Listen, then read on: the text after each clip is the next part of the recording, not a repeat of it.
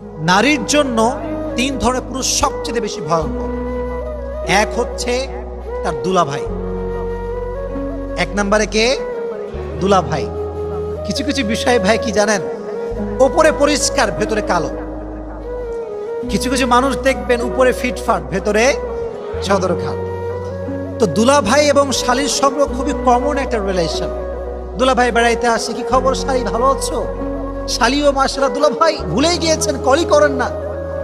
তো এই যে রিলেশনশিপটা দেখবেন খুবই পারমিসিবল। আব্বাও কিছু বলে না, মাও কিছু বলে না, আরে দুলাভাই তো বলুক কথা, সমস্যা কি? কিন্তু এই কথা বলার মাঝ দিয়েই জেনা হয়ে যায়, অন্যায় হয়ে যায়, ব্যভিচার হয়ে যায়, ঠিক না বলেন? এক নাম্বার পুরুষ হচ্ছে দুলাভাই। এক নাম্বার কি? দুলাভাই। বোনেরা আমার, আপনার দুলাভাই আপনার জাহান্নামে যাওয়ার কারণ হবে। এজন্য দুলাভাই এবং শালীর যে মিষ্টি মিষ্টি সম্পর্ক, ফোনে ফোনে আলাপ, এটা কি হালাল না হারাম? এক নাম্বার পুরুষ, মারাত্মক ডেঞ্জারাস পুরুষ এইটা। দুই নাম্বার পুরুষ হচ্ছে আপনার দেবর। দুই নাম্বার পুরুষের নাম কি? আপনারা কথা বলেন, দুই নাম্বার পুরুষের নাম কি? দেবর। বেশিরভাগ নারী জাহান্নামে যাবে দেবরের কারণে। হাদিস নবীজি বলেছেন, হামু কাল মউত, মেয়ের জন্য তার দেবর হচ্ছে মৃত্যুর মতো। মাঝে মাঝে দেখবেন যখন বিয়ে করে ভাই, নিয়ে আসছে বাসাতে বউ, কিন্তু বউ যখন অবাধে চলাফেরা করছে, একজন মেয়ে যখন বাসার ভেতরে থাকে, খুবই স্বাভাবিক তার ড্রেস একটু উল্টাপাল্টা হবে, তার ওড়না সরবে, সে যখন রান্না করবে তার ড্রেসে উল্টাপাল্টা হতে পারে। It could be happen, it's very natural. কিন্তু যখন দেবর সাহেব ডানে আছে, বামে আছে, ঘুরছে অবাধে, তখন দেবরের চোখটা নষ্ট হয়, দেবরের অ্যাট্রাকশন কাজ করে।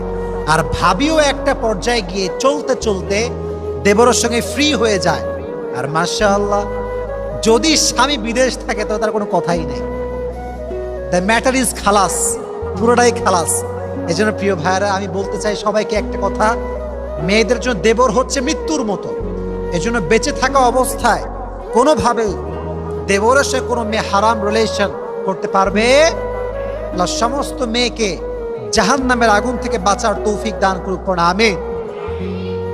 তিন নাম্বার যে পুরুষ নারীকে, এটা খুবই সেনসিটিভ প্রিয় ভাইয়েরা, আমি যা বলছি I have researched about it, খুব মনোযোগ দিয়ে আমি রিসার্চ করেছি।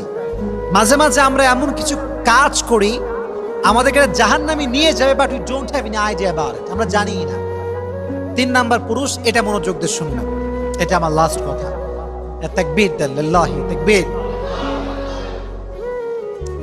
কিছু কিছু পুরুষ দেখবেন দেখতে অনেক ভদ্র, মানে what they show is they're very honest, but in actual fact they are not honest, they are cheater, they are বাটপার, ঠিক না?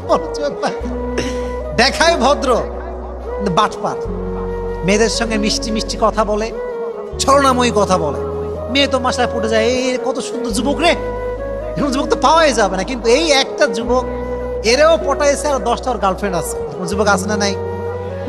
জালিয়াতি মার্কা যুবক।